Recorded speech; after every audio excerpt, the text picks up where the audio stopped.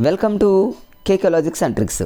ఈరోజు మనం DSC 2024 current అఫైర్స్లో భాగంగా topic 2 and 3 friends. Already topic 1 అనేది నేను వీడియోలో అప్లోడ్ చేయడం జరిగింది ఫ్రెండ్స్.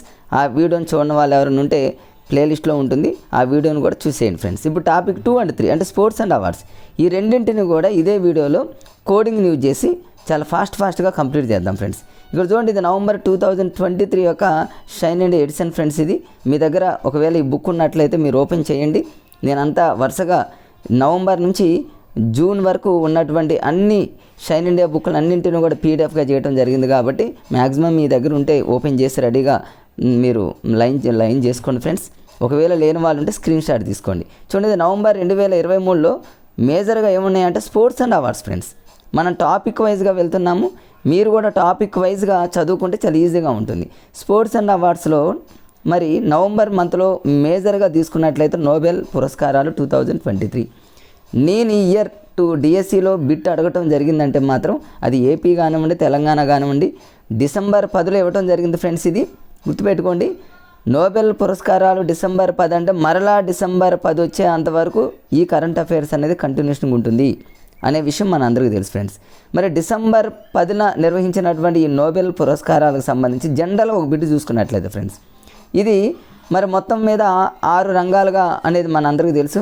ఒకటేమో నోబెల్ శాంతి అనేది ఒక చోట ఇస్తారు ఫ్రెండ్స్. అది నార్వే రాజధాని ఓస్లో మన అందరికీ తెలుసు. మిగిలినటువంటి 5 బహుమతులని అవార్డ్స్ని ఎక్కడ ఇస్తారంటే స్వీడన్ రాజధాని స్టాక్ హోమ్లో ఇస్తారు. దీన్ని ఎట్లా గుర్తుపెట్టుకుంటారంటే, నేనైతే గతంలో ఎలా గుర్తుపెట్టుకున్నాను ఫ్రెండ్స్, శాంతి అంటేనేమో చాలా పీస్ఫుల్గా శాంతియుతంగా ఉండేవాళ్ళు చాలా స్లోగా ప్రయాణం చేస్తారనేది నేను గుర్తుపెట్టుకున్నాను. ఇంకా అదొక్కటి గుర్తుపెట్టుకుంటే ఇక మిగిలిన 5 అవార్డ్స్ అనేవి స్పీడ్గా, అంటే స్వీడన్ రాజధాని స్టాక్ హోమ్ అనేటటువంటి ఒక లాజిక్గా గుర్తుపెట్టుకున్నా మీరు అలా ఈజీగా గుర్తుపెట్టుకుంటే సరిపోతుంది ఫ్రెండ్. ఇక చూద్దాం మొత్తం ఎన్ని రంగాల్లో ఏంటి అనేది చూద్దాం. ప్రతి రంగం చాలా ఇంపార్టెంట్, ప్రతిదీ కూడా మీకు ఒక లాజిక్గా చెప్తా ఫ్రెండ్స్. చూడండి, ఇక్కడ ఏముండదు, చాలా ఈజీ. ఫస్ట్ రంగం మనం తీసుకున్నట్లయితే వైద్య రంగం. రేపు ఎగ్జామ్లో 2023 నోబెల్ పురస్కారాలకు సంబంధించి బిట్ అడగటం జరిగితే మాత్రం ఫ్రెండ్స్ ఈ టేబుల్ మీదనే గతంలో ఎన్నో డిఎస్సిలో అడగటం జరిగింది, ఎన్నో కాంపిటేటివ్ స్పిరిట్లో అడగటం. ముఖ్యంగా డిఎస్సి పరంగా చూసుకుంటే నోబెల్ అవార్డు మీద ఖచ్చితంగా బిట్ రావడానికి ఎక్కువ స్కోప్ ఉంది ఫ్రెండ్స్. మరి వైద్య రంగం అంటేనేమో మెడిసిన్ మనందరికీ తెలుసు ఫ్రెండ్స్. ఇక మెడిసిన్ అనగానే మనందరికీ చూడండి, నేను ఒక లాజిక్ ఇక్కడ చూపిస్తా ఫ్రెండ్స్, వీలుంటే స్క్రీన్ షాట్ తీసుకోవడానికి ప్రయత్నం చేయండి. వైద్య రంగం, మెడిసిన్ రంగం అనగానే వైద్యం అంటే మనందరికీ తెలుసు ఫ్రెండ్స్. దేనికైనా సరే మనం వైద్యం చేయటం. ఇక్కడ కాటలిన్ అనేటటువంటి పదం ఉంది, క్యాటలిన్ అంటే ఇంగ్లీష్లో క్యాట్ అనే పదం లాగా అక్కడ ప్రొనౌన్సియేషన్ పలుకుతుందిగా ఫ్రెండ్స్. క్యాటలిన్ అంటే క్యాట్కి మరి వైద్యం చేయాలని గుర్తుపెట్టుకోండి. రేపు ఒకవేళ వైద్య రంగం, మెడిసిన్ రంగం అన్నాడు అనుకోండి, దేనికి వైద్యం చేయాలంటే క్యాటలిన్ అంటే క్యాట్కి అనేటటువంటి విషయం గుర్తుపెట్టుకోండి. మరి క్యాట్కి ఎందుకు మరి వైద్యం చేయాల్సి వచ్చిందంటే ఇది కోవిడ్-19 ఫ్రెండ్స్. కోవిడ్-19 మహమ్మారి మరి ఆ నియంత్రణ కోసం వ్యాక్సిన్ల మరి ఆవిష్కరణకి గాను ఈయనకి మరి ఆ క్యాటలిన్ అనేటటువంటి వ్యక్తికి ఇవ్వడం జరిగింది. మిగతాదంతా మీరు చదవకపోయినా కనీసం క్యాటలిన్ అంటే క్యాట్కి వైద్యం చేయాలి. దేనికి అంటే ఆ వ్యాక్సిన్ల అంటే కోవిడ్ టైంలో వ్యాక్సిన్ల ఆవిష్కరణకి, ఇదంతా వైద్యానికి సంబంధించింది కాబట్టి గుర్తుపెట్టుకొని సరిపోతుంది. నాకు తెలిసి డిఎస్సి పర్పస్లో బిట్ అడగటం జరిగింది అంటే వైద్య రంగంలో ఎవరికి రావడం జరిగిందంటే క్యాట్ అని గుర్తుపెట్టుకోండి ఫ్రెండ్స్, ఈజీగా అయిపోతుంది. ఇంకా ఒక్కసారి అలా విన్నా సరిపోతుంది వీడియో ఫ్రెండ్స్. నెక్స్ట్ రెండో చూద్దాం, భౌతిక శాస్త్రం అంటే ఫిజిక్స్ ఫ్రెండ్స్. భౌతిక శాస్త్రంలో మరి 3కి రావడం జరిగింది ఫ్రెండ్స్. జనరల్గా చూడండి, భౌతిక శాస్త్రాన్ని మన అందరికీ తెలిసి ఇంగ్లీష్లో ఏమంటామంటే ఫిజిక్స్ అంటాం ఫ్రెండ్స్. ఫిజిక్స్లో పి అనే లెటర్ ఉందిగా ఫ్రెండ్స్. ఇంకా ప్రతిదీ చూడండి, పియరీ అంటే ఫిజిక్స్ అనే పదం, మళ్ళీ ఫెరింక్ అంటే ఫిజిక్స్ అనే పదం. మూడోది వచ్చేసి అన్నే అన్నాడు అంటే వీళ్ళంతా అన్నే అంటే అన్నీ అని గుర్తుపెట్టుకోండి ఫ్రెండ్స్. లేకపోతే వీళ్ళిద్దరు బ్రదర్స్ అని గుర్తుపెట్టుకోండి. పియరే ఫెరింక్ అనేటటువంటి వాళ్ళు. అన్నే అంటేనేమో అన్న అని గుర్తుపెట్టుకోండి, వాళ్ళిద్దరు అన్న దమ్ముళ్ళు అని గుర్తుపెట్టుకోండి. ఫిజిక్స్ అంటే భౌతిక శాస్త్రాన్ని మనం ఫిజిక్స్ అనుకుంటాం. నాకు తెలిసి ఇది ఈజీగా క్యాచ్ చేయొచ్చు ఫ్రెండ్స్. భౌతిక శాస్త్రం అనగానే భౌతిక శాస్త్రాన్ని ఫిజిక్స్ అంటాం. ఫిజిక్స్ అంటే మీరు చూడండి, పియరే అనగానే ఫిజిక్స్, మరి ఫెరింక్ అనగానే ఫిజిక్స్ గుర్తొస్తుంది. వాళ్ళిద్దరు బ్రదర్స్ అంటే అన్నే అనేటటువంటి విషయం గుర్తుపెట్టుకోండి. ఇక భౌతిక శాస్త్రం అంటే ఏముంటాయి ఫ్రెండ్స్, అణువులు, పరమాణువులు, ఎలక్ట్రాన్లు, వాటి మీద పరిశోధన గాను వాళ్ళకి ఇవ్వడం జరిగింది. మేజర్గా అడిగితే ఆ విజేతలకు సంబంధించి బిట్ అడిగే అవకాశం ఉంటుంది మన డిఎస్సి పరంగా. మిగతా కాంపిటేటివ్ స్పిరిట్లో ఇవన్నీ చదవాల్సి ఉంటుంది, కానీ డిఎస్సి పరంగా అయితే గతంలో అడిగింది ఏంటంటే మరి వాళ్ళ పేర్లు అడిగాడు కాబట్టి మేజర్గా ఉన్నటువంటి పాయింట్స్ని గుర్తుపెట్టుకోండి. ఫిజిక్స్ అంతే, ఇంతకుముందు క్యాట్, ఇదేమో ఫిజిక్స్, ఇద్దరు అన్నదమ్ముల్లాగా గుర్తుపెట్టుకోండి ఫ్రెండ్స్. ఇక రసాయన శాస్త్రం. ఇక రసాయన శాస్త్రం అని కూడా మనందరికీ తెలుసు ఫ్రెండ్స్, ఇది కెమిస్ట్రీ అని అంటాం, కెమికల్స్ అనమాట. అంటే ఇక్కడ ముగ్గురిని ఈజీగా చూడండి, నేను ఏం చేస్తానంటే మరి ఇక్కడ రఫ్ చేయడం జరిగింది. వెండి, తర్వాత బ్రష్, తర్వాత ఎకిమౌ చూడండి. ఈ కెమిస్ట్రీకి సంబంధించి అంటే ఇది రసాయనాలతో తయారు చేస్తారు కదా ఫ్రెండ్స్ వెండి. రేపు రసాయన శాస్త్రం అనంలోని వెండి అనే పదం గుర్తుపెట్టుకోండి. బ్రష్ చూడండి, ఈ బ్రష్ అనేది మనం వాడేటటువంటి బ్రష్ టూత్ పేస్ట్తో వాడతాం. ఆ పేస్ట్ అనేది రసాయనాలతోనే తయారు చేస్తారు కదా. రేపు బ్రష్ అనంలోనే పేస్ట్తో మనం బ్రష్ చేస్తాం అనేటటువంటి విషయాన్ని లాజిక్గా గుర్తుపెట్టుకుంటే అది రసాయనాలుగా మీరు లింక్ చేసుకోండి ఫ్రెండ్స్.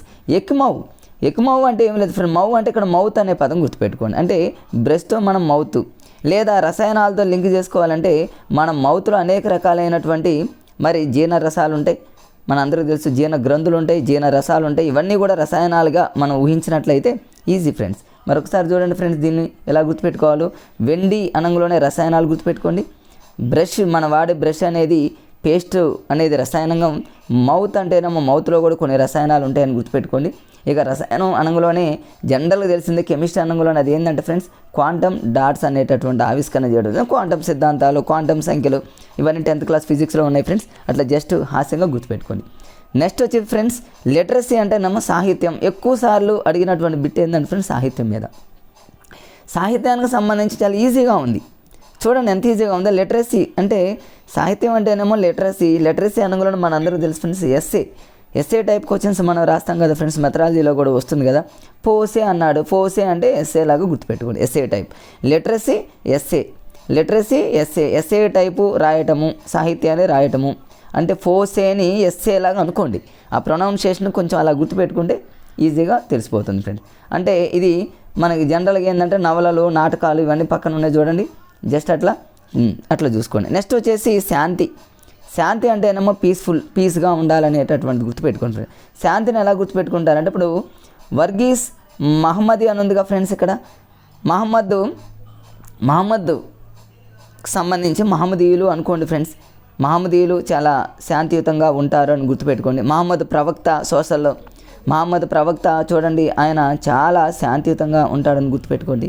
శాంతి అంటే పీస్ అనగానే మహమ్మదులు చాలా శాంతియుతంగా వాళ్ళు ఏదైనా చేస్తారని గుర్తుపెట్టుకోండి, అది నిత్య సత్యం కాబట్టి.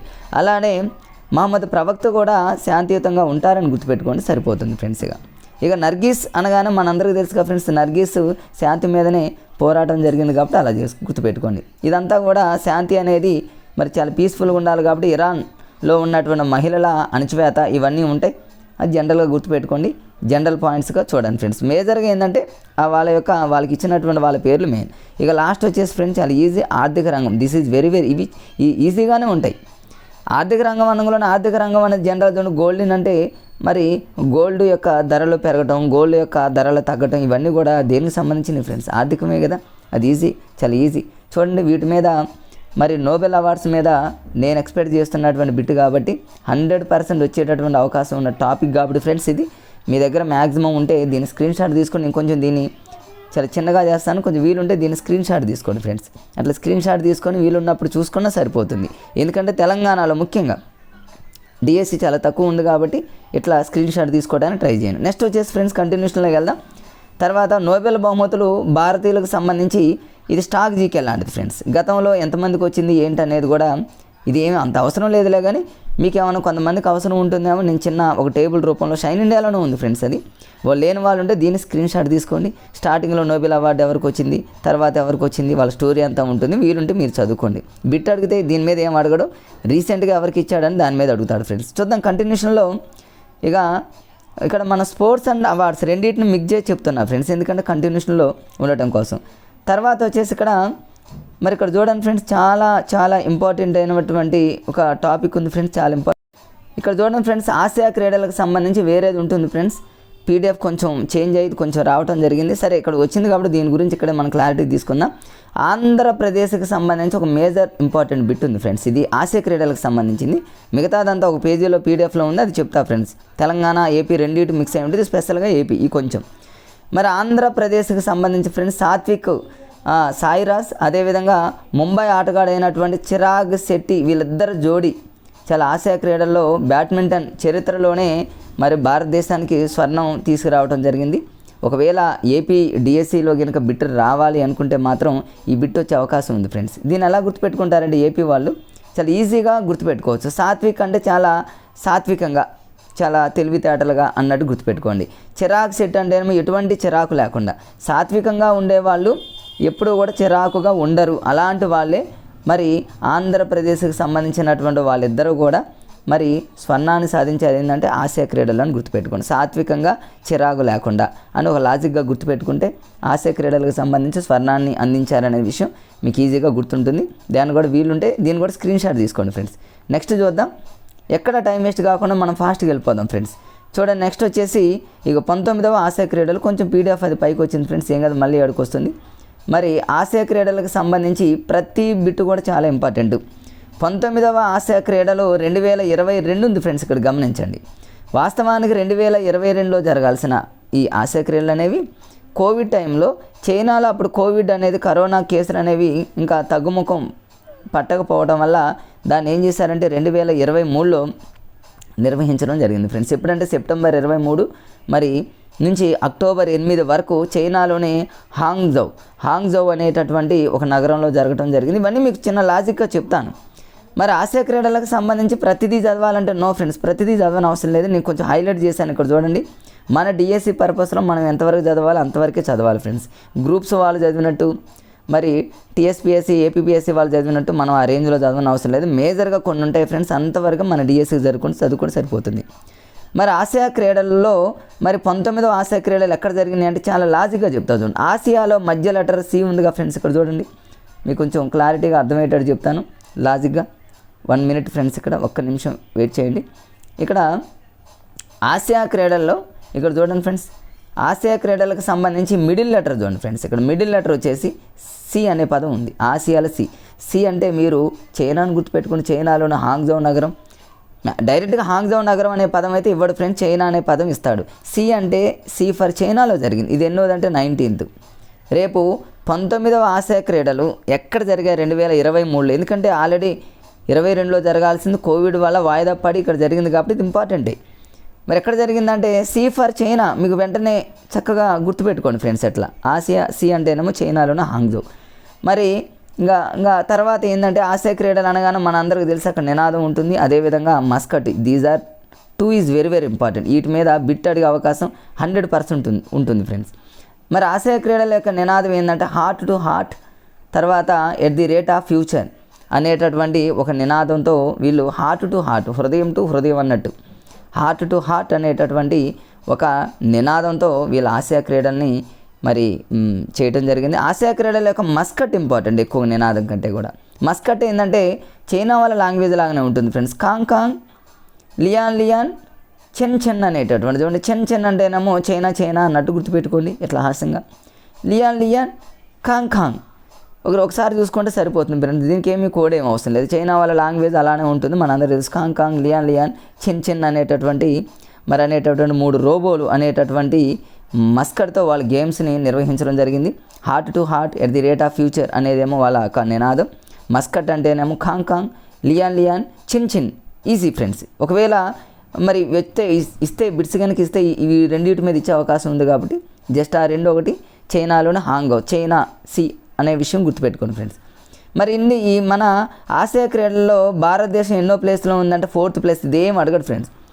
ఫస్ట్ ప్లేస్ అంటే చైనా వాళ్ళది మనకు అవసరం లేదు. అదే ఫస్ట్ ప్లేస్ కనుక మనం ఉన్నట్లయితే కన్ఫామ్గా మొత్తం చదవాల్సి వచ్చేది. మనం 4th ప్లేస్లో ఉన్నాం కాబట్టి మొత్తం అవసరం లేదు ఫ్రెండ్స్. మొత్తం ఎన్ని పథకాలు వచ్చినాయండి? 107 వచ్చిందని గుర్తుపెట్టుకోండి. 107 ఎలా గుర్తుపెట్టుకుంటారని చివరిలో చూడండి, ఏడ్చుకుంటూ 107 వచ్చింది అని గుర్తుపెట్టుకోండి. మరి 4th ప్లేస్ అంటే మనం ఏడవకుండా నవ్వుతామా ఫ్రెండ్స్? ఇక్కడ ఏడ్చుకుంటా 7 వచ్చింది. ఇది హాస్యంగా ఫ్రెండ్స్. జస్ట్ మనకి ఏంటంటే 107 ఏడ్చుకుంటా 7 చివరిలో గుర్తుపెట్టుకుంటే గుర్తుంటుంది. లేదా ఆసియాలో మధ్యలో సి ఉందిగా ఫ్రెండ్స్. ఇంతకుముందు మనం ఆసియా అనే పదంలో సి ఉంది కదా. సి అంటేనేమో చైనా అని గుర్తుపెట్టుకున్నాం. సి అంటేనేమో 7 అని కూడా గుర్తుపెట్టుకోండి. లాస్ట్లో 7 అంటే 107 ఫినిష్. ఒకవేళ అడిగితే ఫ్రెండ్స్ పథకాల సంఖ్య అడిగే అవకాశం ఉంది కాబట్టి, లేదా మ్యాచింగ్లోనే ఇవ్వచ్చు. తర్వాత ఇంకా ఈ ఆసియా క్రీడలకు సంబంధించి జావెలిన్ త్రోలో చాలా ఇంపార్టెంట్ ఫ్రెండ్స్. ఇది నీరజ్ చోప్రా స్వర్ణం తీసుకురావడం జరిగింది. నీరజ్ చోప్రా దేంట్లో అంటే మరి జావెలిన్ త్రోలో అని గుర్తుపెట్టుకోండి. త్రోలో దీన్ని ఈజీగా గుర్తుపెట్టుకోవచ్చు. జావెలిన్ త్రోలో మరి నీరజ్ చోప్రా, ఇది ఫేమస్ బిట్టే ఫ్రెండ్స్. ఇది నీరజ్ చోప్రా అనేది అందరికీ తెలిసినటువంటి బిట్టే, దీనికి ఏమి కోర్స్ లాంటివి ఏం అవసరం లేదు. నీరజ్ చోప్రా మరి ఆసియా క్రీడల్లో ఈ జావెలిన్ త్రోలో నీరజ్ చోప్రా ఒక మంచి స్వర్ణాన్ని తీసుకురావడం జరిగింది. ప్రతిదానికి కోడ్ అవసరం లేదు, కొన్ని నోటెడ్ ఉంటాయి ఫ్రెండ్స్ అలాంటివి. మరి దీన్ని నీరజ్ చోప్రా అనమాట స్వర్ణం తీసుకురావడం జరిగింది. ఒకటి గుర్తుపెట్టుకోండి ఫ్రెండ్స్, ఇంపార్టెంట్. నెక్స్ట్ వచ్చేసి కంటిన్యూషన్లో చూద్దాం. ఇంకా ఇటువైపు ఇంకొకళ్ళు ఉంటారు ఫ్రెండ్స్, అది ఫేమస్ బిట్. అది కూడా బాక్సింగ్ అనగానే మనకి ఇది కూడా కోడింగ్ ఏం అవసరం లేదు. బాక్సింగ్ అనగానే నిఖత్ జరీనా, ఇది తెలియని వాళ్ళు ఎవరైనా ఉన్నారు ఫ్రెండ్స్? ఎవ్వరూ లేరు. నిఖత్ జరీనా అనగానే బాక్సింగ్ గుర్తుపెట్టుకోవాల్సిందే. నిఖత్ జరీనా అంటే ఏమో ఆసియా క్రీడల్లో కాంస్య పథకాన్ని తీసుకురావడం జరిగింది. స్వర్ణం తీసుకొచ్చిందేమో మరి జావెలిన్ త్రోలో ఆమె. మరి బాక్సింగ్లో మాత్రం నిఖత్ జరీనా ఏం చేశాడంటే కాంస్య పథకాన్ని తీసుకురావడం జరిగింది. వీళ్ళిద్దరిని గుర్తుపెట్టుకోండి.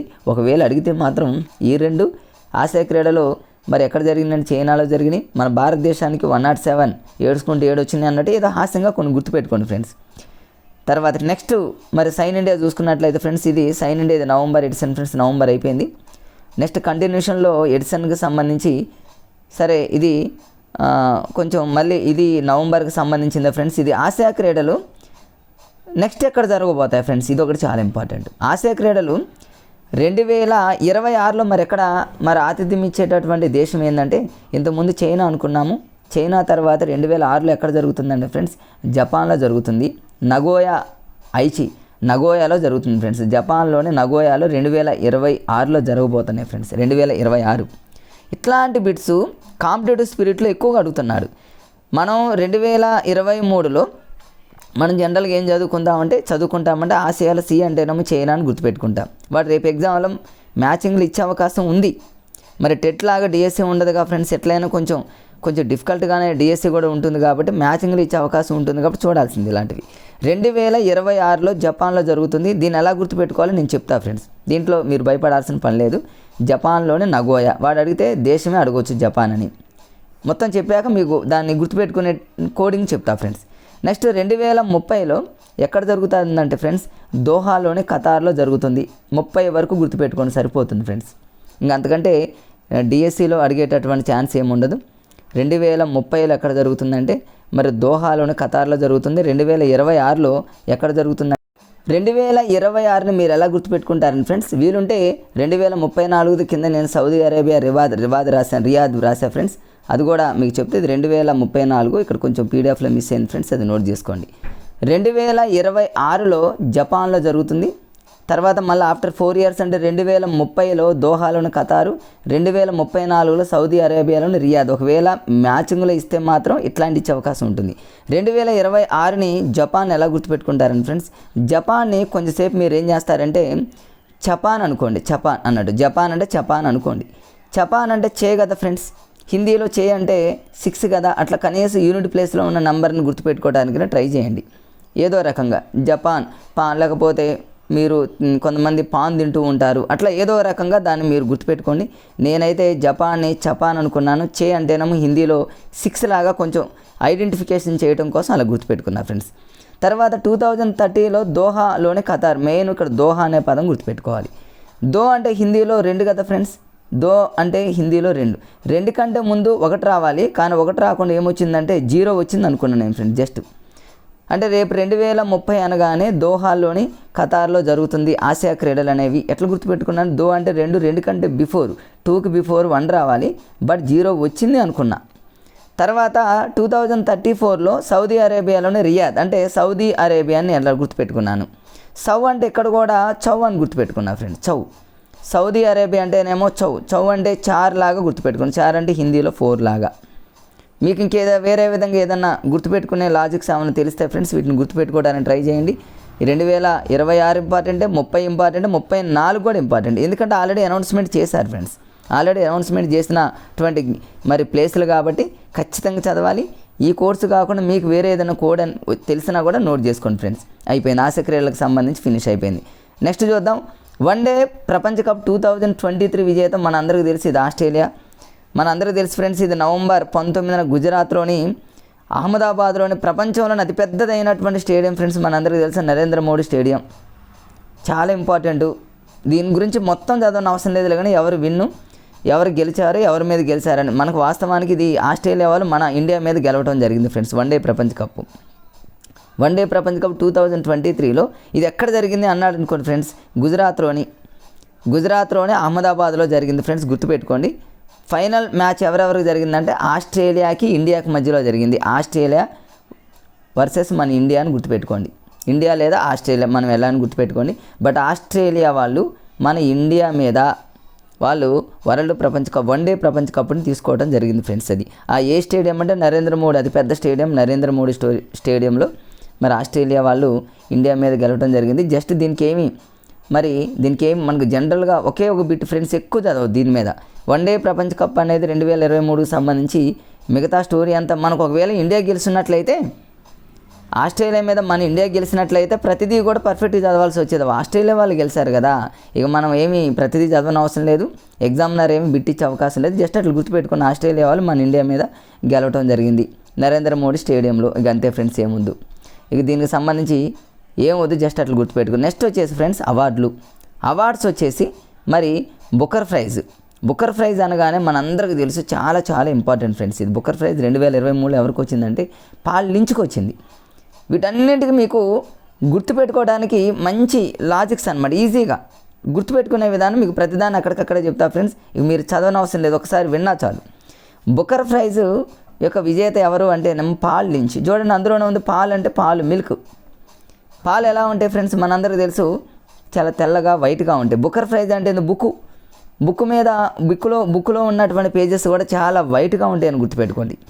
రేపు అడుగుతాడు ఏమంటాడంటే 2023 బుకర్ ప్రైజ్ ఎవరికి రావడం జరిగింది. బుక్ అనగానే మీకు బుక్లో ఉన్న పేజెస్ వైట్గా ఉంటాయి, పాల ఆకారంలో ఉంటాయి కాబట్టి పాలను గుర్తుపెట్టుకోండి. జస్ట్ హెడ్డింగ్, అందుకనే నేను షైన్ ఇండియా అంటే నాకు ఎందుకంటే ఇష్టం ఉంటుందంటే హెడ్డింగ్ చూసినా చాలా ఎగ్జామ్లో మనం బిట్టు పెట్టేటటువంటి స్కోప్ ఉంది. బుకర్ ప్రైజ్ అన్న బుక్లో ఉన్న పేజెస్ వైట్గా ఉంటే వైట్ అనుకుని పాల్ లించ్, అంతే.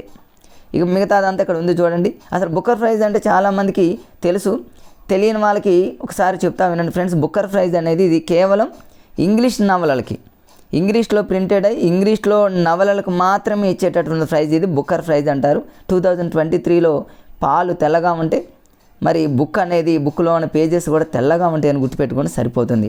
ఇక దేనికి వచ్చింది ఏంటి అనేది కూడా అంతేం అవసరం లేదు. ప్రాఫిట్ సాంగ్ అనేటటువంటి నవలకు రావడం జరిగింది. ప్రాఫిట్ సాంగ్ అనేటటువంటిది లేదా ప్రొఫెట్ సాంగ్ మీరు ఎలాగైనా గుర్తుపెట్టుకోండి. కానీ ఎక్కువగా అయితే పేరు అడిగే అవకాశం ఉంది కాబట్టి పేరు గుర్తుపెట్టుకోండి మన డిఎస్సి పరంగా చూసుకుంటే. తర్వాత నెక్స్ట్ కంటిన్యూషన్లో మనం చూసినట్లయితే ఫ్రెండ్స్ పద్మ పురస్కారాలు, ఇవన్నీ ఇంపార్టెంటే. నేను మీకు అర్థమైపోయింది ఫ్రెండ్స్ ఇప్పుడే వీడియో చూస్తున్నప్పుడు, జూన్ వరకు అంటే నవంబర్ నుంచి జూన్ వరకు జరిగినటువంటి మేజర్ స్పోర్ట్స్ ముఖ్యమైనటువంటి అవార్డ్స్, వీటిలో నుంచి బిట్స్ రావాల్సిందే. వేరే అనవసరమైనవి ఏమి నేను చెప్పట్లేదు. మీకు మీ దగ్గర మెటీరియల్ లేకపోయినా జస్ట్ ఈ పీడిఎఫ్ని కానీ జస్ట్ స్క్రీన్ షాట్ తీసుకున్నా, నోట్ చేసుకున్నా మీకు 100% డిఎస్సిలో ఖచ్చితంగా మీరు బిట్స్ పెట్టేస్తారు ఫ్రెండ్స్. ఇక పద్మ పురస్కారాలు 2024 ఎవరెవరికి వచ్చినాయి ఏంటనేది ఇది కూడా ఫ్రెండ్స్ మీకు ప్రతిదీ జూమ్ చేసి చూపిస్తున్నా. మొన్న రీసెంట్గా జనవరి 25న ఇవ్వటం జరిగింది. ఇందులో మరి మొత్తం ఎంతమందికి వచ్చిందంటే 132 అంటే 132. చూడండి ఆర్డర్ కూడా ఎలా ఉంది చూడండి 132 అంటే ఆర్డర్ మారింది అనుకోండి 1 2 3 ఈజీగా. ఒకవేళ మొత్తం ఎంతమందికి ఇచ్చారు అనే ప్రశ్న అడిగితే ఇచ్చే అవకాశం ఉంటుంది ఫ్రెండ్స్. ఆర్డర్లో ఇచ్చారు 1 2 మధ్యలో 3 వేయండి, లేదా స్టార్టింగ్ లెటర్ ఎండింగ్ లెటర్ కలిపితే మధ్యలో మిడిల్ లెటర్ వస్తుంది కాబట్టి అలాగైనా మీరు లాజిక్గా గుర్తుపెట్టుకోండి. చూద్దాం ఇందులో పద్మ విభూషణ్ ఎంతమందికి వచ్చింది, పద్మభూషణ్ ఎంతమందికి వచ్చింది, పద్మశ్రీ ఎంతమందికి వచ్చింది అనేది అడిగినా అడగకపోయినా ఆంధ్రప్రదేశ్కి సంబంధించి తెలంగాణకు సంబంధించి కొన్ని మేజర్ బిట్స్ ఉన్నాయి. తెలంగాణ వాళ్ళకైతే కన్ఫామ్గా ఈ డిఎస్సిలో 7 బిట్ రావాలి. ఆంధ్ర వాళ్ళకి కనుక డిఎస్సి జరిగితే అప్పటికల్లా ఖచ్చితంగా దీని మీద బిట్ రావాల్సింది. పద్మ విభూషణ్ ఎంతమందికి వచ్చిందంటే ఫ్రెండ్స్ 5గురికి. దీన్ని ఎట్లా గుర్తుపెట్టుకుంటారు?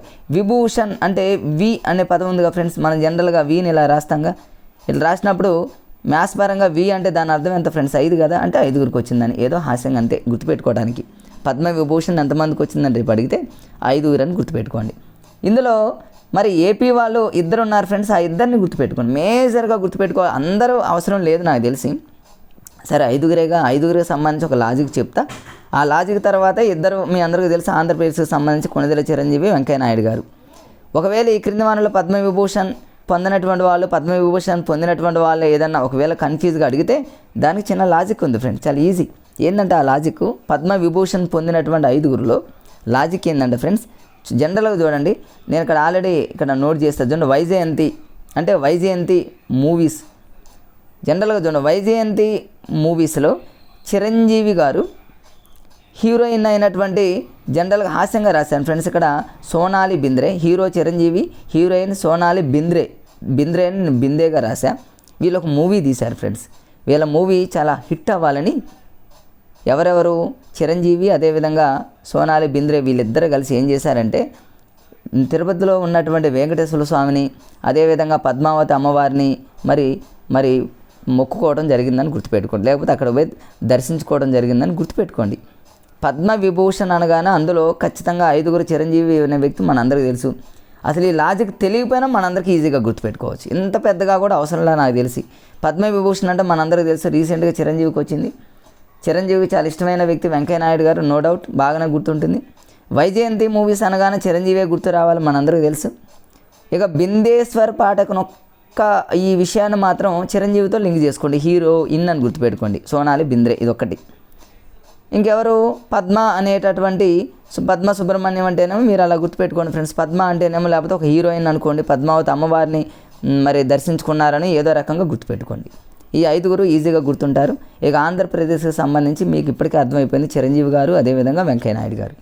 ఇవి పద్మవిభూషణ్ ఫ్రెండ్స్. నెక్స్ట్ పద్మభూషణ్కి సంబంధించి ఏపీ వాళ్ళకి తెలంగాణ వాళ్ళకి ఒక్కడు కూడా రాలేదు, ఒక్కరికి కూడా రాలేదు ఫ్రెండ్స్. చూడండి, కేరళ, మహారాష్ట్ర, పశ్చిమ బెంగాల్, కర్ణాటక మన వాళ్ళకి ఎవరికి రాలేదు కాబట్టి దీని గురించి మనం చదవాల్సిన పని లేదు, దీన్ని మనం వదిలేసుకోవటం. ఇక డైరెక్ట్గా మనం పద్మశ్రీకి సంబంధించి ఆంధ్రప్రదేశ్కి సంబంధించి కేవలం ఒకరికే వచ్చింది. తెలంగాణలో మరి కొంతమందికి ఒక ఐదుగురికి రావడం జరిగింది. ఎవరెవరికి వచ్చింది ఏంటని ఒక లాజిక్గా చెప్తా ఫ్రెండ్స్.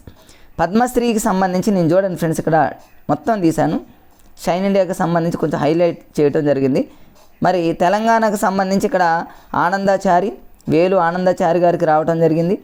అదేవిధంగా సెకండ్ ఇక్కడ చూసుకున్నట్లయితే ఫ్రెండ్స్, ఇక్కడ చూడండి దాసరి కొండయ్య. తర్వాత నెక్స్ట్ ఫ్రెండ్స్ చూడండి, ఆంధ్రప్రదేశ్కి సంబంధించి ఉమామహేశ్వరం గారికి ఒక్కరికే రావడం జరిగింది. తెలంగాణకు వచ్చి నెక్స్ట్ ఫ్రెండ్స్ ఇక్కడ చూడండి, తెలంగాణకు సంబంధించి ఇలా ఇంకొక పేజీలు ఇటువైపు ఉంది ఫ్రెండ్స్. తెలంగాణకు సంబంధించి గడ్డం సమ్మయ్య తెలంగాణ, అదేవిధంగా కేతావాల్ సోమ్లాల్ తెలంగాణకు సంబంధించి. సో నెక్స్ట్ వచ్చేసి ఫ్రెండ్స్ మరి కురెల్ల విఠలాచార్య, వీళ్ళని గుర్తుపెట్టుకోవాలి. ముందు ఫస్ట్ మనం తెలంగాణ వాళ్ళని చూసి ఫ్రెండ్స్, ఆంధ్ర వాళ్ళు సింగిలే కాబట్టి ఈజీగా వాళ్ళకు కూడా కోడ్ చెప్పేస్తా. తెలంగాణ వాళ్ళకి సంబంధించి ఎట్లా అంటే పద్మశ్రీని ఎలా గుర్తుపెట్టుకుంటారంటే ఈజీగా చూడండి, పద్మశ్రీతోనే లింక్ చేసి గుర్తుపెట్టుకోండి ఫ్రెండ్స్. ఇక్కడ పద్మశ్రీతోనే ఎట్లా అంటే గుర్తుపెట్టుకుంటారంటే పద్మ అనేటటువంటి ఒక అమ్మాయి అని గుర్తుపెట్టుకోండి. పద్మ అనేటటువంటి ఒక అమ్మాయి చాలా ఆనందంగా మీరు ప్రతిదీ కూడా అలానే హాస్యంగా గుర్తుపెట్టుకోండి. పద్మశ్రీలో పద్మ అనేటటువంటి అమ్మాయి ఎప్పుడూ ఆనందంగా ఉంటుందని గుర్తుపెట్టుకోండి. తెలంగాణ వాళ్ళు ఎప్పుడూ ఆనందంగా ఉంటుంది ఆ అమ్మాయి. ఎందుకు ఆనందంగా ఉంటుందంటే అట్లా ప్రతిదాన్ని దానికే ఈజీగా గుర్తుపెట్టుకోండి. ఎందుకంటే ఈ పద్మ అనేటటువంటి ఆనందంగా ఉన్నటువంటి ఎప్పుడు ఆనందంగా ఉండే అమ్మాయి మరి ఎప్పుడూ కూడా కొండపైన ఉన్నటువంటి దేవుణ్ణి దర్శించుకోవడానికి పోతుందని గుర్తుపెట్టుకోండి. ఆనందంగా దేవుణ్ణి దర్శించుకోవడానికి పోతుందని గుర్తుపెట్టుకోండి. తర్వాత వచ్చేసి కొంచెం వీడియోలు ఏంటంటే ఫ్రెండ్స్, రెండు కింద పైన అటు ఇటు చేంజ్ అయిపోయినాయి. తర్వాత గడ్డం సమ్మయ్య, ఈ పద్మ అనేటటువంటి అమ్మాయి మరి గడ్డం సమ్మయ్య అంటేనేమో ఎట్లా గుర్తుపెట్టుకుంటారంటే ఫ్రెండ్స్, గడ్డం సమ్మయ్య అంటేనేమో మరి ఈయనతో పరిచయం ఉందనో లేకపోతే మరి పద్మ అనేటటువంటి అమ్మాయిని గడ్డం సమ్మయ్యతో మీరు లింక్ చేసుకోండి ఫ్రెండ్స్, ఏదో రకంగా లింక్ చేసుకోండి. తర్వాత కేతావత్ సోమ్లాల్, ఈ పద్మ అనేటటువంటి అమ్మాయి ఆనందంగా కొండ మీదకి వెళ్తూ ఉంది. ఎప్పుడెప్పుడు వెళ్తుంది అంటే గుర్తుపెట్టుకోండి, ఎవ్రీ మండే అంటే సోమవారం రోజే వెళ్తుందని గుర్తుపెట్టుకోండి. పద్మశ్రీ అనగానే మీకు వెంటనే గుర్తుకు రావాల్సిన పదాలు ఏంటంటే ఫ్రెండ్స్, సోమ్లాల్ అంటే సోమవారం రోజు వెళ్తుంది, ఆనందాచారి ఆనందంగా ఉంటుంది, కొండపైకి వెళ్తుంది, గడ్డం సమ్మ అయితే ఏదైనా ఒక రిలేషన్ పెట్టుకుని వాళ్ళ ఫాదర్ అను లేకపోతే వాళ్ళ హస్బెండ్ అను మీ ఇష్టం ఎట్లా అంటే అట్లా గుర్తుపెట్టుకోండి ఫ్రెండ్స్. పద్మ అనేటటువంటి అమ్మాయితో మీరు లింక్ చేసుకుంటే ఇంకా నెక్స్ట్ చూడండి, విఠలాచార్య కొండ మీదకి ఎందుకు వెళ్తుంది? కొండ మీద ఉన్నటువంటి విఠలాచార్యుని దర్శించుకోవడానికి పోతుందని గుర్తుపెట్టుకోండి ఫ్రెండ్స్, అంతే, ఏమీ లేదు. ఇక చూడండి, మీకు ప్రతిదీ వస్తుంది. విఠలాచార్య అనగానే మీకు వెంటనే విఠలాచార్యని దర్శించుకోవడానికి పోయేదెవరంటే పద్మశ్రీ అవార్డు వచ్చింది తెలంగాణ. రేపు తెలంగాణలో జరిగేటటువంటి డిఎస్సిలో వీటి మీద బిట్స్ వస్తాయి ఫ్రెండ్స్, మనం చాలా జాగ్రత్తగా నేర్చుకోవాలి ఫ్రెండ్స్. సోమలాల్ అంటేనేమో సోమవారం రోజు మరి చాలా ఆనందంగా కొండ మీదకి వెళ్తుందని గుర్తుపెట్టుకోండి. గడ్డం సమ్మయ్య అంటేనేమో పద్మ వాళ్ళ ఫాదర్ అనో వాళ్ళ హస్బెండ్ అనో మనం గుర్తుపెట్టుకోండి. తర్వాత నేను ఏదో మామూలు రాసే ఫ్రెండ్స్, ఇక్కడ సోమవారం సమ్మయ్య అనే వ్యక్తి ఆనందంతో కొండ మీద ఉన్నటువంటి విఠలాచార్యుని దర్శించుకోవడానికి వెళ్ళింది పద్మతో కలిసి అని ఏదో ఒకటి రాశాను, వీలుంటే దీన్ని కూడా నోట్ చేసుకోండి. తర్వాత చూడండి, ఇక్కడ ఆనందాచార్య అంటేనేమో ఆనందంగా వెళ్తుందని గుర్తుపెట్టుకోండి. ఇంతే ఫ్రెండ్స్, ఏమీ లేదు పద్మశ్రీ గురించి. తర్వాత దాసరి కొండప్ప అంటేనో కొండ మీదకి వెళ్తుంది, ఇవన్నీ తెలంగాణ. ఇక ఆంధ్రప్రదేశ్కి సంబంధించి ఉమామహేశ్వరి ఒక్క అమ్మాయి, ఒక్కటే లేడీ. ఆంధ్రప్రదేశ్లో మరి పద్మశ్రీ అవార్డు వచ్చింది కేవలం ఒకరికే మాత్రమే. వారు ఎవరంటే ఫ్రెండ్స్ గుర్తుపెట్టుకోండి, ఉమామహేశ్వరి. ఇది పెద్ద సింగిల్ నేమ్ కాబట్టి ఈజీగా గుర్తుపెట్టుకోవచ్చు ఫ్రెండ్స్, అంతే. నెక్స్ట్ చూద్దాం, పద్మ అవార్డులు అయిపోయినాయి ఫ్రెండ్స్. ఇక్కడ నుంచి కంటిన్యూషన్కి వెళ్దాం, ఎక్కడ టైం వేస్ట్ కాకుండా. జాతీయ క్రీడా పురస్కారాలు 2023, ఇది కూడా నేను ఎక్స్పెక్ట్ చేస్తున్నటువంటి బిట్స్. దీంట్లో కూడా ఏముండో 1 or 2 ఫ్రెండ్స్. ఇది డిసెంబర్ 20న ప్రకటించడం జరిగింది. జాతీయ క్రీడా పురస్కారాలు 2023 డిసెంబర్లోనే ప్రకటించడం జరిగింది కాబట్టి డిఎస్సిలో అడిగే అవకాశం ఎక్కువగా ఉంది. మరి దీంట్లో అడిగితే ఒకవేళ ధ్యాన్ చంద్కి సంబంధించి ధ్యాన్ చంద్ ఖేల్ రత్న అవార్డు ఎవరికి వచ్చింది? ఇంతకుముందే మనం అనుకున్నాం. సాత్విక్, అదేవిధంగా చిరాగ్ శెట్టి, వీళ్ళిద్దరూ ఏపీ వాళ్ళు ఫ్రెండ్స్, గుర్తుపెట్టుకోండి, ఏపీ వాళ్ళు. ఇది తెలంగాణకు సంబంధించిన బిట్ కాదు, గుర్తుపెట్టుకోండి. ఏపీలో జరిగేటటువంటి డిఎస్సిలో ఈ బిట్ అడిగే అవకాశం ఉంది, తెలంగాణ వాళ్ళకి ఈ బిట్ అవసరం లేదు. నేను అందుకని ప్రతిదీ ఏపీ టీఎస్ అక్కడే మెన్షన్ చేస్తున్నా, కన్ఫ్యూజ్ కాకుండా ఫ్రెండ్స్. ధ్యాన్ చంద్ ఖేల్ రత్న అవార్డు, సాత్విక్ అదేవిధంగా చిరాగ్. అంటే సాత్వికంగా ఉండేటటువంటి వాళ్ళు ఎవరైనా సరే చిరాగు పడకుండా ఉంటారు, అలాంటి వారే ధ్యాన్ చంద్ అంటే ఇంకొక రకంగా కూడా గుర్తుపెట్టుకోండి, ధ్యానం చేసేవాళ్ళు సాత్వికంగా ఉంటారు, అలాంటి వాళ్ళు ఎప్పుడు చిరాకు పడరని గుర్తుపెట్టుకుంటే ఏపీ వాళ్ళకి మరి చాలా ఈజీగా ఒక కోడ్ దొరికినట్టే ఫ్రెండ్స్, లాజిక్ వచ్చినట్టు అక్కడ.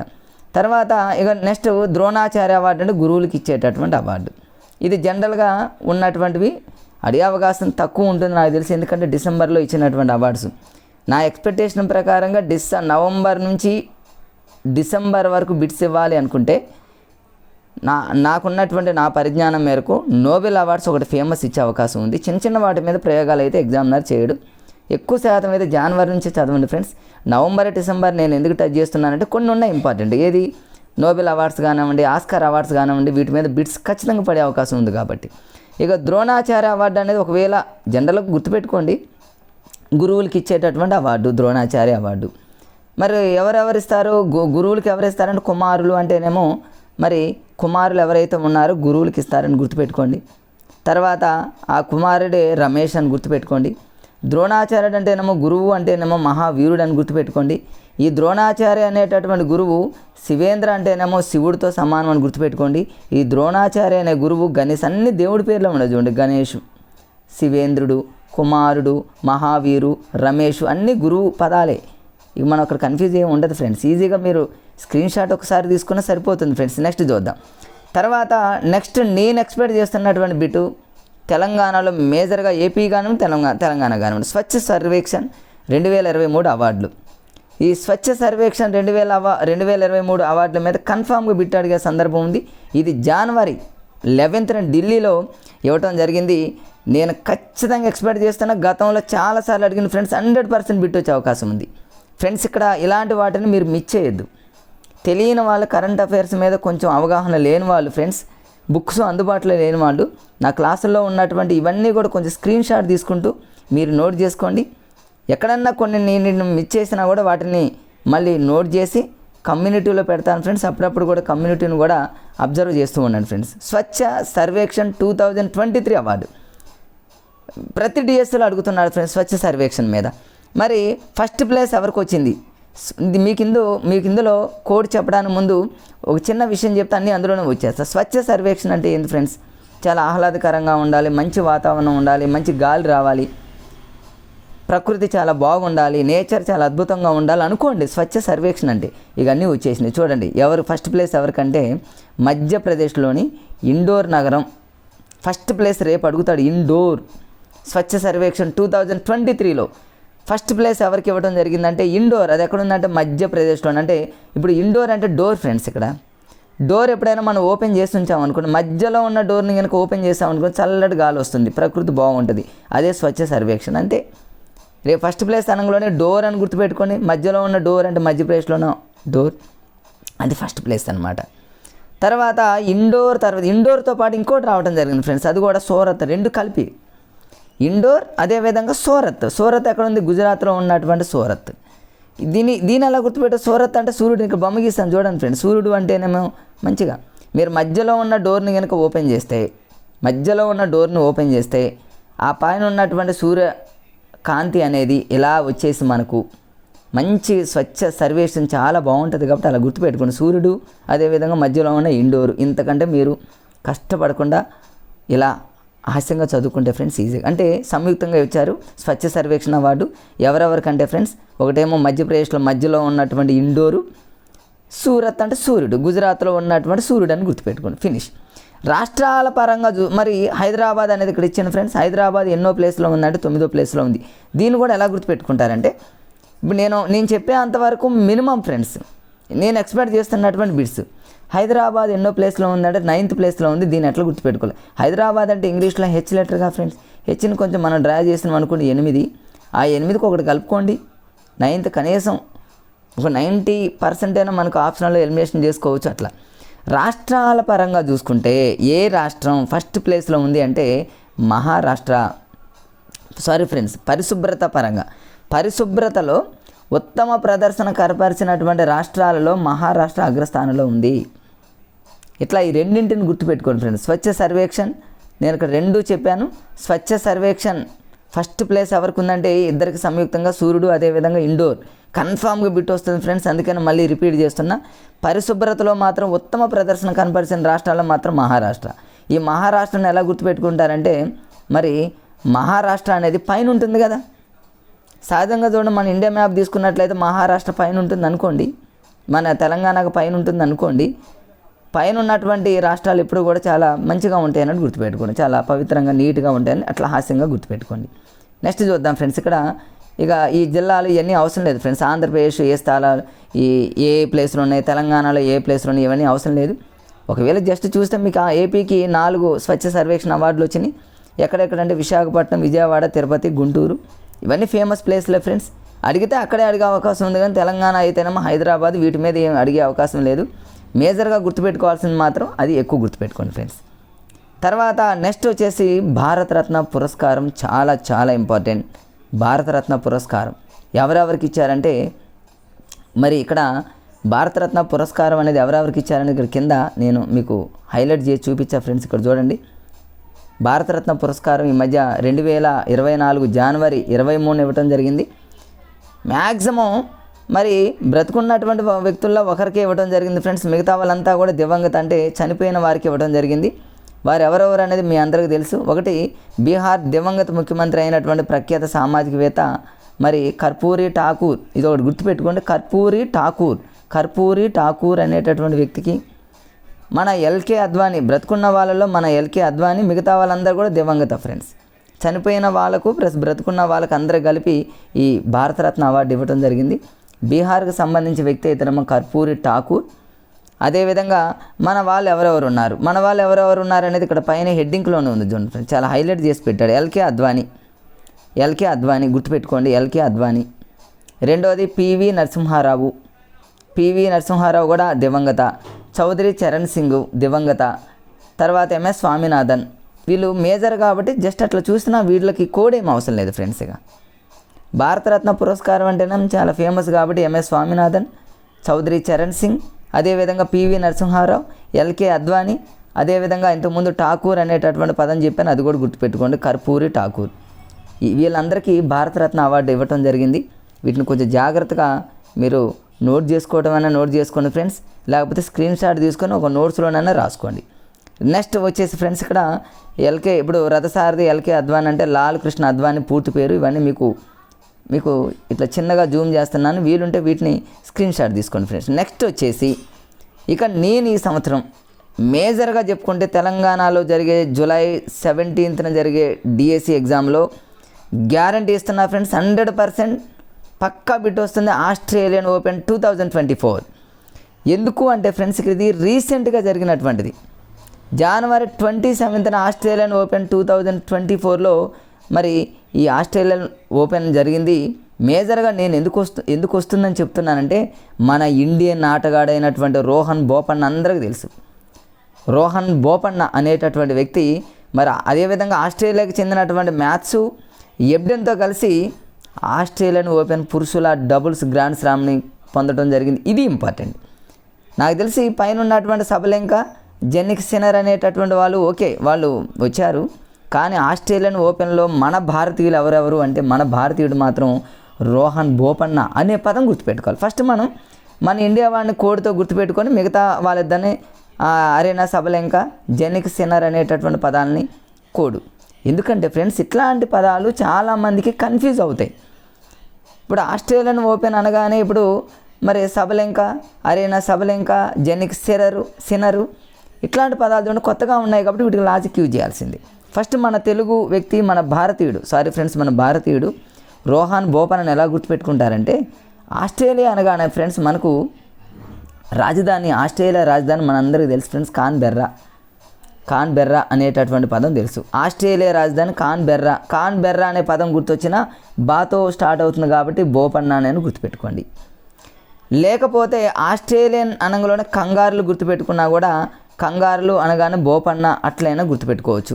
నేను ఎట్లా గుర్తుపెట్టుకున్నానంటే ఆస్ట్రేలియా రాజధాని కాన్బెర్రా కాబట్టి కాన్బెర్రా అనగానే బాతో స్టార్ట్ అవుతుంది, బా అనే పదం ఉంది కాబట్టి బోపన్న అనే పదం గుర్తుపెట్టుకోండి. మన భారతీయుడు బోపన్న లేదా మన భారతీయ వ్యక్తులు బోపన్న అట్లయినా గుర్తుపెట్టుకోండి.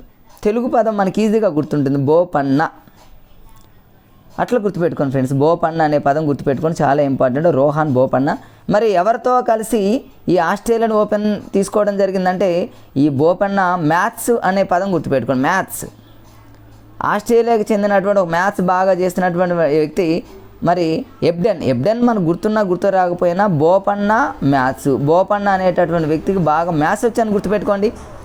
అట్లా గుర్తుపెట్టుకుంటే మీకు రెండు ఈజీగా గుర్తుంటాయి. బోపన్న బాగా మ్యాచ్ చేస్తాడు, అందుకని ఆస్ట్రేలియన్ ఓపెన్ కొట్టిండు. బోపన్న అనేది గుర్తు రావాలంటే ఆస్ట్రేలియా రాజధాని కాన్బెర్రా గుర్తుపెట్టుకోండి. బెర్రాలో బాగా వస్తుంది కాబట్టి బోపన్న అట్లని గుర్తుపెట్టుకోండి. లేదా మీకు ఏదైనా కోడ్ వచ్చినా ఫ్రెండ్స్ అది నోట్ చేసుకోండి, చాలా ఇంపార్టెంట్. మరి ఇక చూద్దాం అసలు ఈ ఆస్ట్రేలియాకి సంబంధించి ఈ టోర్నమెంటు మహిళల్లో చూసుకున్నట్లయితే సింగిల్స్ టైటిల్ విజేత ఎవరంటే ఫ్రెండ్స్ బెలారస్ క్రీడాకారిణి. మన ఏ దేశం ఏమిటి అనేది మనకు అవసరం లేదు కానీ అరేనా సబలెంక. పురుషుల పరంగా సింగిల్ చూసుకున్నట్లయితే ఇక్కడ ఇచ్చిన చూడండి ఫ్రెండ్స్ అదేవిధంగా జెన్నిక్ సిన్నర్ ఫ్రెండ్స్, జెన్నిక్ సిన్నర్. ఈ రెండిట్లు ఎట్లా గుర్తుపెట్టుకుంటారంటే మహిళల పరంగా చూసుకున్నట్లయితేనేమో గుర్తుపెట్టుకోండి ఫ్రెండ్స్, మహిళల పరంగా అరేనా సబలెంక అంటే జనరల్గా మీరు ఎలా గుర్తుపెట్టుకుంటారంటే ఆస్ట్రేలియన్ ఓపెన్ మీరు ఎప్పుడైనా ఆ గేమ్ని అబ్జర్వ్ చేసినట్లయితే అరుస్తూ ఉంటారు, పక్క వాళ్ళ కేకలు పెడతా ఉంటారనమాట. అరేనా సబలెంక అంటే ఏమో గట్టిగా అరుస్తుందని గుర్తుపెట్టుకోండి, లేదా గట్టిగా అరవకుండా సైలెంట్గా ఆడిందని గుర్తుపెట్టుకోండి. అందుకని ఆ టైటిల్ని నెగ్గిందని గుర్తుపెట్టుకోండి. మహిళ కాబట్టి గట్టిగా అరుస్తుందని గుర్తుపెట్టుకోండి అంతే. అరేనా అంటే అరుస్తుంది, అందుకని ఆమెకు టైటిల్ వచ్చిందని గుర్తుపెట్టుకోండి. పురుషుల పరంగా చూసుకున్నట్లయితే జెన్నిక్ సిన్నర్ అంటే ఈ పురుషుల పరంగా సిన్నర్ అనే పదం గుర్తుపెట్టుకోండి. కొన్ని పుస్తకాలు సిగర్ అని ఇచ్చాడు ఫ్రెండ్స్. షైన్ ఇండియా వాళ్ళది 100% కరెక్ట్, ఎందుకంటే వాళ్ళ ప్రొనౌన్సియేషన్ కరెక్ట్గా ఉంటుంది. Sinner correct. ఈ పురుషుల్లో ఉన్నటువంటి వ్యక్తి సిన్నర్ అంటే చాలా చిన్నగా ఆడాడు. సిన్నర్ అంటే చిన్నగా ఆడాడు, లేదా ఆ వ్యక్తి చాలా చిన్నగా ఉంటాడు కాబట్టి ఆస్ట్రేలియన్ ఓపెన్ పురుషుల సింగిల్ విజేత అని గుర్తుపెట్టుకోండి. నాకు తెలిసి ఇందులో బిట్ అంటూ వస్తే ఫ్రెండ్స్ దీని మీద అయితే ఇవ్వడు, కానీ 100% నేను గెస్ చేస్తున్నా రోహన్ బోపన్న మన భారతీయుని వదిలిపెట్టి ఆ బిట్లు ఎలా ఇస్తాడు ఫ్రెండ్స్, ఎట్టి పరిస్థితులు ఇవ్వడు. రోహన్ బోపన్న గుర్తుపెట్టుకోండి ఫ్రెండ్స్, ఆయనకి మ్యాథ్స్ బాగా వస్తుందని గుర్తుపెట్టుకోండి. గుర్తు రాకపోతే ఆస్ట్రేలియా రాజధాని బెర్రా అనగానే బోపన్న అట్లని గుర్తుపెట్టుకోండి ఫ్రెండ్స్. నేను ఇన్నిసార్లు చెప్పా కాబట్టి మీ మైండ్లో ఫిక్స్ అయిపోతుంది. తెలంగాణలో మీరు రాయబోయేటటువంటి ఆ డిఎస్ఎల్ బిట్ వస్తుంది, మీరు బిట్టు పెడుతున్నారు ఫ్రెండ్స్ అంతే. నెక్స్ట్ మనం కంటిన్యూషన్లోకి వెళ్ళిపోదాం ఫ్రెండ్స్. మిగతా అదంతా అవసరం లేదు మనకి, అదంతా అవసరం లేదు ఫ్రెండ్స్గా. ఏంటంటే ఇప్పుడు ఈ రోహన్ బోపన్నకు సంబంధించి ఒక బిట్ ఏంటంటే ఈయన 43 ఏళ్ళ వయసులో మరి చరిత్ర రికార్డు సృష్టించాడు ఫ్రెండ్స్. చాలా గ్రేట్ బిట్, అది నోట్ చేసుకోండి ఫ్రెండ్స్. అది నెక్స్ట్ వచ్చేసి 96వ ఆస్కార్ అవార్డులు. బిట్లు చూడండి ఫ్రెండ్స్, ఇక్కడే వస్తున్నాయి. స్పోర్ట్స్ అండ్ అవార్డ్స్ మీద మేజర్ బిట్స్ వస్తాయి అన్నమాట. ఎందుకంటే హైలైట్ ఇవే. ఇంకా చిన్న బిట్స్ ఉంటాయి, అవి జనవరి నుంచి పర్ఫెక్ట్గా చదవాల్సిన బిట్స్. వాటన్నింటినీ ఇప్పుడు మనం ఏవైతే 10 టాపిక్స్ పెట్టాము ఫ్రెండ్స్, 10 టాపిక్ని మీకు పర్ఫెక్ట్గా నేర్పిస్తా. 10 టాపిక్ల్లో నుంచి 20 బిట్లు మీరు ఎగ్జామ్లో పెట్టేటట్టు నా వీడియోలో మీకు కరెక్ట్గా కంటిన్యూషన్గా మీకు అందజేస్తా ఫ్రెండ్స్. ఇక 96వ ఆస్కార్ అవార్డులు 2024 ఆస్కార్ అవార్డుల మీద బిట్ రావాల్సిందే. ఇది ఎప్పుడంటే ఫ్రెండ్స్ 2024 మార్చి 10న అమెరికాలోనే లాస్ ఏంజల్స్లో ఇస్తారు. మనందరికీ తెలుసు. ఇదేం అడగడు ఫ్రెండ్స్, ఇది లాస్ ఏంజల్స్లో ఇస్తాడా, అమెరికాలో ఇస్తాడా, ఇదేం స్టాక్ జీకే. అసలు స్టాక్ జీకేని చదవటం దానికంటే కూడా ఫ్రెండ్స్ కరెంట్ అఫైర్స్ని ఎక్కువ మీరు ఫోకస్ పెట్టండి. మరీ చెప్తున్నా ఫ్రెండ్స్, ఇంకెవరైనా స్టాక్ జీకే చదివే వాళ్ళు ఉంటే వాళ్ళు ఇమ్మీడియట్గా ఆఫ్ చేయండి ఫ్రెండ్స్. కరెంట్ అఫైర్స్ మీదనే ఫోకస్ పెట్టండి. స్టాక్ జీకే ఇచ్చే రోజులు కాదు, అలాంటివి ఇవ్వడు ఫ్రెండ్స్. ఇప్పుడు కరెంట్ అఫైర్స్లోనే స్టాక్ జీకే సంబంధించినవి యాడ్ అయి ఉంటాయి. అందుకని ఎగ్జామినర్ ఏం చేస్తాడంటే కరెంట్ అఫైర్స్ని దాన్నే ఎక్కడైతే స్టాక్ జీకేకి సంబంధించిన బిట్స్ ఎక్కడైతే కరెంట్ అఫైర్స్లో వస్తాయి ఇవే ఇస్తాడు. కాబట్టి కరెంట్ అఫైర్స్ని మీరు పర్ఫెక్ట్గా చదవండి, ఖచ్చితంగా మీకు 100% మీరు సక్సెస్ అవుతారు ఫ్రెండ్స్. 96వ ఆస్కార్ అవార్డులు 2024 చూద్దాం. 2024లో ఆస్కార్ అవార్డులు అన్నీ అవసరం లేదు ఫ్రెండ్స్. మేజర్గా చూడండి, ఎక్కువ విభాగాలలో ఆస్కార్ అవార్డు పొందినటువంటి చిత్రం ఏంటి అన్నాడు అనుకోండి ఫ్రెండ్స్, ఓపెన్ గంగన్ స్టార్ అనేటటువంటి ఒక సాంగ్ లాగా ఉత్తమ చిత్రం అనగానే ఓపెన్ అయిపోయిందని గుర్తుపెట్టుకోండి. ఎన్ని రంగాలలో అంటేనేమో 7 ఆస్కార్లో గుర్తుపెట్టుకోండి. ఆస్కార్ అనగానే ఆస్కార్ అంటే 6 కాదు ఫ్రెండ్స్, ఆస్కార్ అంటే 7 అని గుర్తుపెట్టుకోండి. మీరు ఈజీగా గుర్తుపెట్టుకోవచ్చు. ఆస్కార్ అవార్డు మొత్తం ఎన్ని విభాగాలంటే 7 విభాగాలు. మీకు కావాలంటే డౌట్ వస్తే మీకు ఇక్కడ ఒకసారి కౌంట్ చేస్తా చూడండి ఫ్రెండ్స్. ఆస్కార్ అవార్డులు ఇక్కడ 1 అంటే ఎన్ని విభాగాలలో చూడండి. అంటే ఓపెన్ హైమర్ 1, ఓపెన్ హైమర్ ఇక్కడ 2, ఓపెన్ హైమర్ 3, ఓపెన్ హైమర్ 4 విభాగాలు. అదేవిధంగా చూద్దాం ఫ్రెండ్స్. కొంచెం పైకి వెళ్ళింది పీడిఎఫ్, ఒక్క సెకండ్ ఫ్రెండ్స్ వెయిట్ చేయండి. ఇవన్నీ ఆల్రెడీ చెప్పినవి 4 విభాగం. ఎందుకంటే కొంచెం ఒకసారి మీరు చూసినట్లయితే ఫ్రెండ్స్ ఆ విభాగాలు అనేవి నోట్ అవుతాయి అన్నమాట. ఎన్ని విభాగాలలో మరి ఆ మూవీ రావటం జరిగిందంటే ఒకసారి మీకు గుర్తు రావటం కోసం ఫ్రెండ్స్. ఇక్కడ చూడండి, ఫస్ట్ నుంచి మీరే కౌంట్ చేయండి. ఫస్ట్, సెకండ్, థర్డ్, ఫోర్త్ 4 విభాగాలు, తర్వాత 5, 6, అదేవిధంగా 7 ఫ్రెండ్స్. టోటల్గా 7 విభాగాలలో అత్యధిక విభాగాలలో అంటే 7 విభాగాలలో ఉత్తమ చిత్రంగా ఎంపికైనటువంటి ఆ చిత్రం మూవీ ఏంటంటే ఓపెన్ గంగన్ స్టార్ అన్నట్టు ఒక సాంగ్ ఉంటుంది కదా ఫ్రెండ్స్. అట్లా లేకపోతే ఓపెన్ అయిపోయిందని గుర్తుపెట్టుకోండి ఫ్రెండ్స్. ఇది ఓపెన్ అయిపోయింది ఎందుకంటే అందరికి తెలిసిపోయింది మూవీ అంటే ఓపెన్ అయిపోయింది. దీనికి ఇంకెంతకంటే కోడ్ ఏమీ అవసరం లేదు ఫ్రెండ్స్. ఓపెన్ అయిపోయింది ఎందుకంటే 7 విభాగాలలో వచ్చిందని ఓపెన్ అయిపోయిందని గుర్తుపెట్టుకోండి. ఉత్తమ చిత్రం అడిగాడు అనుకోండి ఓపెన్ హైమర్. అలానే ఉత్తమ డైరెక్టర్ ఎవరు ఇది కూడా అడిగే అవకాశం ఉంది. మేజర్గా ఈ 3 బిట్లే ఫ్రెండ్స్, ఎక్కువ అవసరం లేదు. ఈ 3 ఇయర్స్ చదవండి ఆస్కార్ అవార్డ్స్ అంటే. ఇక ఆస్కార్ అవార్డ్స్ అంటే చాలామంది ఇవన్నీ చదువుతుంటారు. స్క్రీన్ ప్లే, ఉత్తమ ఇంటర్నేషనల్ ఫీచర్ ఫిల్మ్, ఇవన్నీ అవసరం లేదు. మేజర్గా ఈ 3 చదవండి. ఎన్ని విభాగాలు 7 బరాబర్ ఫ్రెండ్స్ మీకు బిట్ వస్తుంది. ఉత్తమ చిత్రం అంటే అది ఓపెన్ అయిపోయింది, ఓపెన్ హైమర్ అంటేనేమో అది హై పవర్ లాగా అయిపోయింది అనమాట. అది హైట్లో ఉందని గుర్తుపెట్టుకోండి. మీ ఇష్టం ఎట్లయినా గుర్తుపెట్టుకోండి ఫ్రెండ్స్. ఉత్తమ దర్శకుడు అంటేనేమో ఈ మూవీని ఫస్ట్ డైరెక్షన్ చేయమన్నారు. ఉత్తమ దర్శకుడు డైరెక్షన్ చేయమంటే ఆయన ఏమన్నాడు, నో అన్నాడు అనమాట. అట్లా అనుకోండి. ఈ మూవీకి ఫస్ట్ డైరెక్టర్ ఏమన్నాడు, నో అన్నాడు. తర్వాత చేసింది అనుకోండి, నో అంటే నోలన్ అని గుర్తుపెట్టుకోండి. క్రిస్టోఫర్ నోలన్ అని గుర్తుపెట్టుకోండి. అదేవిధంగా మరి దీంట్లో హీరో ఎవరు, ఉత్తమ నటుడు. అదేవిధంగా ఉత్తమ నటి అంత ఇంపార్టెంట్ కాదు, ఉత్తమ నటుడు వరకు 3 చదవండి ఫ్రెండ్స్. ఉత్తమ నటుడు ఎవరంటే సిలియన్ మర్ఫీ అంటే అందరిని మరిపించిందని గుర్తుపెట్టుకోండి. సిలియన్ అంటే సించేసిందని గుర్తుపెట్టుకోండి ఫ్రెండ్స్. ఇరగదీసిందని గుర్తుపెట్టుకోండి. అంతే, ఏదో హాస్యంగా కాసేపు మనం గుర్తుపెట్టుకోవడానికి. 98వ ఆస్కార్ అవార్డులలో అత్యధిక విభాగాలలో పోటీలో నెగ్గినటువంటి ఉత్తమ చిత్రం అడిగాడు అనుకోండి ఫ్రెండ్స్, ఓపెన్ అయిపోయింది, హైట్లో ఉంది, హై పవర్, ఓపెన్ హైమర్. ఆ మూవీని అని దర్శకుడు అంటే ఫస్ట్ నో అన్నాడు నోలన్. ఆ డైరెక్టర్ నటుడు ఎవరైతే హీరో ఉన్నాడో మరిపించేసింది అందరినీ, మాయాజాలంలోకి పంపించాను అనుకోండి. అందులో జీవించను అనుకోండి. సిలియన్ అంటేనేమో సింపేషన్ అని గుర్తుపెట్టుకోండి ఫ్రెండ్స్.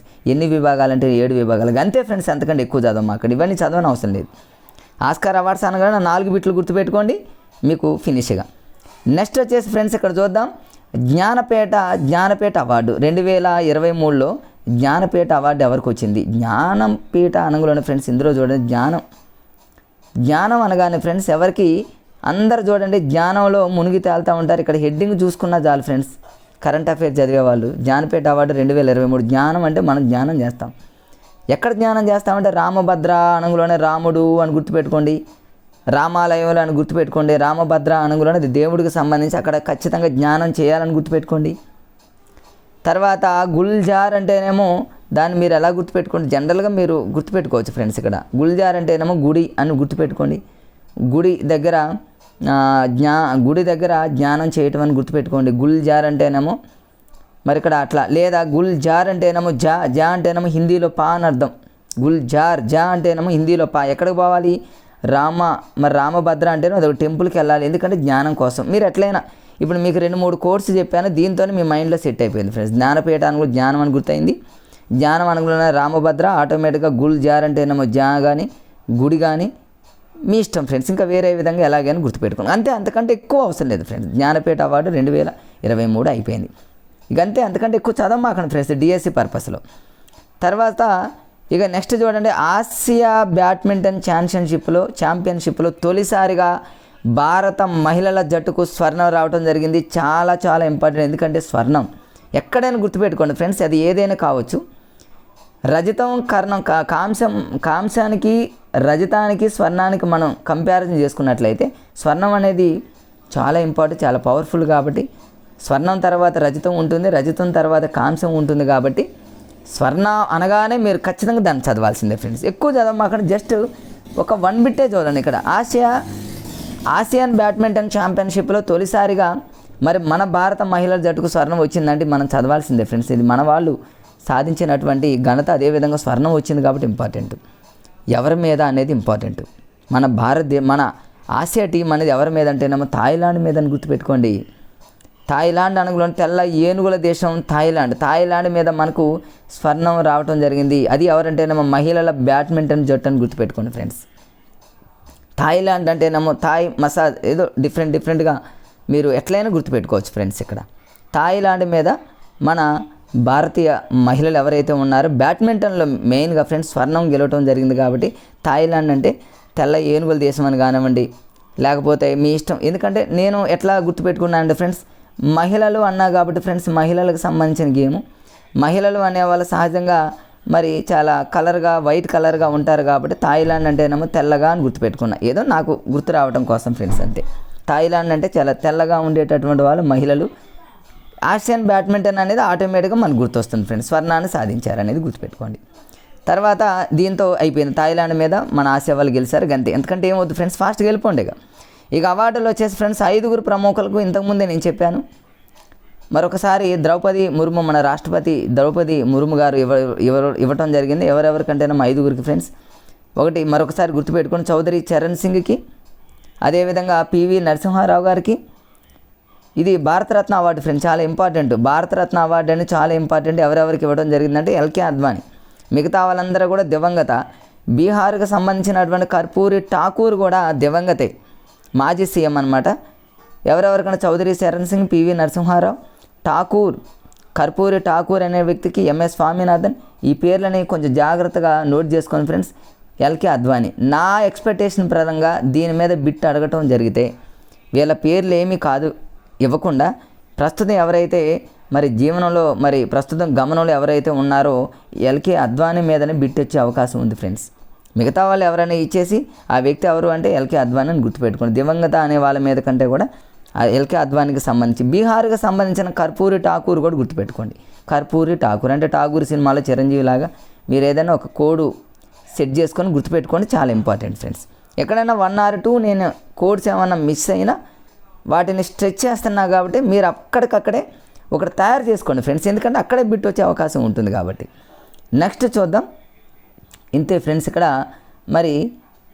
ఇంతే ఫ్రెండ్స్. మనం దాదాపుగా ఆల్మోస్ట్ అన్నీ అంటే మే నేను ఇక్కడ చూడండి ఫ్రెండ్స్, మేకి సంబంధించినటువంటి షైన్ ఇండియా బుక్స్ అన్నింటినీ కూడా నవంబర్ నుంచి మే వరకు ఉన్నటువంటి అన్ని బుక్స్ అన్నింటినీ కూడా మీకు వరుసగా స్పోర్ట్స్ మీద, అవార్డ్స్ మీద ఒక పీడిఎఫ్ లాగా తయారు చేసి మీకు చూపించడం జరిగింది. జూన్కి సంబంధించి ఆల్రెడీ వచ్చాడు ఫ్రెండ్స్, రేపు నేను తీసుకోవడం జరుగుతుంది. బుక్ స్టాల్ దగ్గరికి వెళ్ళి రేపు జూన్ బుక్ తీసుకొని ఆ జూన్లో ఉన్నటువంటి స్పోర్ట్స్ అవి కూడా నెక్స్ట్ వీడియోలో కంటిన్యూషన్గా అవన్నీ చేస్తా. అక్కడ కూడా మిస్ కానివ్వను. జూలైలో కూడా కరెంట్ అఫైర్స్, జూలైకి సంబంధించిన కరెంట్ అఫైర్స్ కూడా చదవాలి. వాటిని కూడా మీకు వీడియోలో చేస్తే ఎక్కడ మ్యాక్సిమం 20 బిట్స్కి అవుట్ ఆఫ్ 20కి 17, 18 కనీసం 15+ వచ్చే విధంగానే నేను మీకు వీడియోని అందజేసే విధంగా ట్రై చేస్తా ఫ్రెండ్స్. మేజర్గా నా ఎక్స్పెక్టేషన్ ప్రకారంగా ఎక్కడెక్కడ బిట్లు వస్తాయి అనేది నాకున్నటువంటి నా ఎక్స్పెక్టేషన్ ప్రకారంగా మీకు వీడియోలు చేస్తూ ఉన్నా కదా ఫ్రెండ్స్. ప్రతిదాన్ని కూడా జాగ్రత్తగా చూసుకోండి. కరెంట్ అఫైర్స్ని లైన్ టు లైన్ అనేది చదువుకుంటూ టైం అంతా వేస్ట్ చేయొద్దు ఫ్రెండ్స్. కంటెంట్ మీద, మెథడ్స్ మీద, వాటి మీద ఎక్కువ గ్రిప్ పెట్టండి. ఎక్కడెక్కడ పోతాయి అవి చూసుకోండి. ఈ కరెంట్ అఫైర్స్ అనేది మేజర్గా ఇలాంటి వాటిని ఒక్కసారి అలా చూసుకోండి. వీడియోలు అలాంటివి వినండి ఫ్రెండ్స్. మీకు ఖచ్చితంగా మీరు బిట్స్ చేస్తారు. మీరు అందరికంటే ముందుంటారు కాబట్టి ఇట్లాంటి వీడియోల్ని మరి ఎక్కడ కూడా మీరు మిస్ చేయకుండా చాలా జాగ్రత్తగా చూసుకోండి ఫ్రెండ్స్. ఓకే ఫ్రెండ్స్, మరి ఇలాంటి వీడియోల్ని మీకు ఇంకా మరిన్ని మీకు కంటిన్యూషన్గా చేయడం జరుగుతుంది కాబట్టి ఫ్రెండ్స్, ఆల్రెడీ నిన్నటి వీడియోని ఎవరైనా చూడనటువంటి డిఎస్సి మిత్రులు ఎవరైతే ఉన్నారో ఆ వీడియోని కూడా చూడండి. ఈరోజు చేసినటువంటి ఈ వీడియో అనేది చాలా ఇంపార్టెంట్. ఈ వీడియోని మరి మిగతా ఫ్రెండ్స్కి కూడా షేర్ అవ్వాలంటే కొంచెం లైక్ చేయండి ఫ్రెండ్స్.